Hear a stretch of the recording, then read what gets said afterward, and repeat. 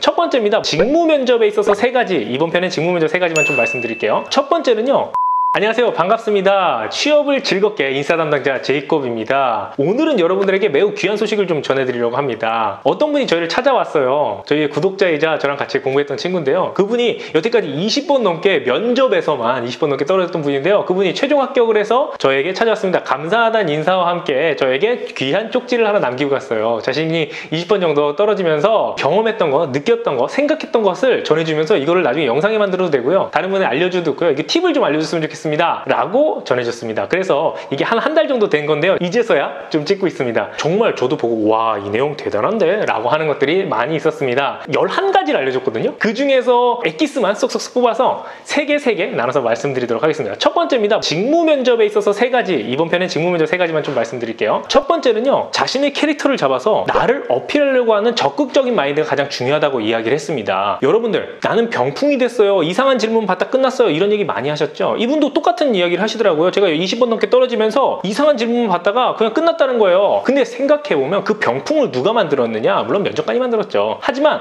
우리가 바꿀 수 있는 건 나밖에 없잖아요. 자, 나의 캐릭터를 정확히 잡고 나는 어떤 사람이다 정리를 했으면 그거에 대한 스크립트를 썼죠. 그러면 질문이 들어오면 거기에 맞게끔 질문을 답변을 해주고 바로 이어서 내가 만든 스크립트를 말해주는 것. 즉, 적극적으로 나를 어필하려는 노력이 있는 거죠. 자, 질문이 있고 질문을 자연스럽게 나의 역량을 어필한다. 그럼 거기에 다시 꼬리 질문이 들어오고 관심을 이끌 수 있는 거예요. 이것처럼 나를 어필하려고 하는 적극적인 마인드를 가지고 있는 사람. 내가 뭐라고 했어요? 면접관은 검사. 그럼 나는 용의자이기 때문에 계속 검사의 말에만 너 뭐 했어? 뭐 했는데요? 이랬어? 이랬는데요? 그냥 답변만 주고받고 하면 절대 내가 좋은 점수를 득점할 수 없단 말이에요. 그렇다면 내가 적극적으로 그 사람을 설득하려는 노력을 해야 된다 말씀드렸죠? 이분도 마찬가지였던 거예요. 여태까지 계속 병풍으로 있었고 이상한 질문만 받다 끝났는데 그게 아니라 나를 적극적으로 어필하려고 하는 노력, 그 자세가 되게 중요하다 이렇게 말씀해 주시더라고요. 근데 너무나 공감을 했어요. 그래서 여러분들 항상 면접관의 질문에 충분히 답변을 해주시고 거기서 이어지는 나의 경험, 그 다음에 그걸 통해서 얻은 것, 깨달은 점을 이야기해 줌으로써 완결형 답변을 통해서 면접관이 나에 대해서 궁금할 수 있도록 이어가 주시면 가장 좋을 것 같아요. 그럼 여러분들 병풍이 될 일이 많이 없겠죠. 이렇게 첫 번째를 말씀해 주셨고요. 두 번째는요, 여기서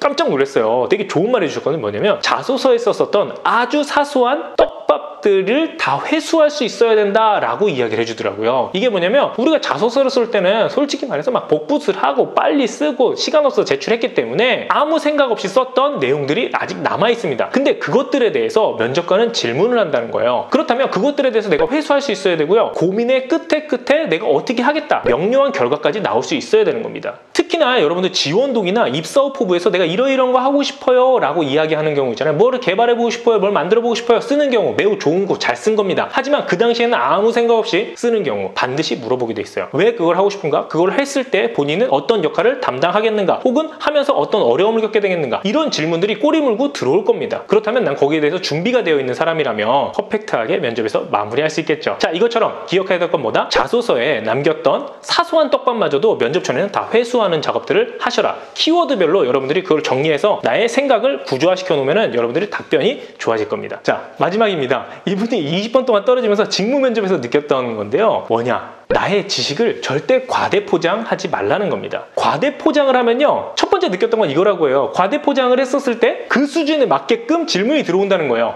근데 나는 과대포장했기 때문에 그 다음 맥스 질문에 대한 답변을 할 수가 없는 거예요. 당황했죠? 망한 겁니다.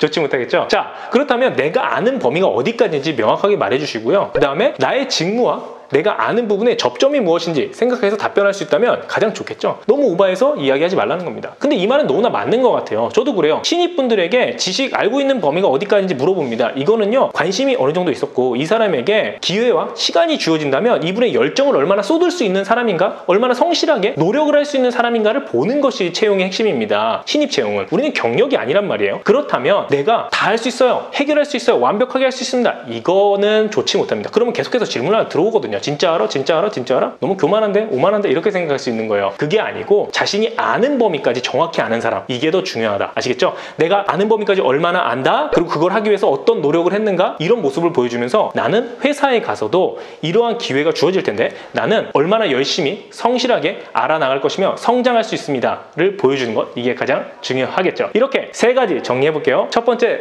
뭐다? 나의 캐릭터를 정하고 그 캐릭터를 적극적으로 어필할 노력을 해라. 답변은 충실하게 해주게 끝에는 경험과 근거를 통해서 나의 역량을 보여주는 거죠. 그러면 반드시 꼬리 질문이 들어올 수밖에 없다. 이렇게 정리해 주시고, 두 번째 뭐다? 내가 자소서에 뿌려놓은 사소한 떡밥마저 회수할 수 있어야 한다. 거기서 질문이 들어온다. 이렇게 말씀드립니다. 세 번째 뭐다? 내가 알고 있는 지식에 대해서 절대 포장하거나 과대해서 이야기하지 말아라. 이렇게 정리해보면 될 것 같아요. 자, 여러분들을 위해서 20번 떨어졌다 지금 최종 합격한 그분께서 남기고 간 이런 귀한 말들 정말 마음속에 새기고 활용해봐야 되겠죠? 자, 그렇다면 지금 면접 남으신 분들 있고 앞으로 또 면접 보실 분들 계신데요. 이런 것들 하나하나 적용해서 여러분들 스크립트 만들고 그다음 면접 준비하셔서 모두 다 취부하는 여러분들 되시기 바라겠습니다. 그럼 항상 취업이 즐겁게 만드는 제이콥이었습니다. 물러가겠습니다. 안녕! 자, 즐겁게 보셨다면 구독과 좋아요를 눌러주시기 바라겠습니다. 그리고 조금 더 보완이 필요하다면 싫어요 눌러서 저에게 피드백 주시면요 반영하도록 할게요. 그럼 이상 마무리하도록 하겠습니다. 안녕!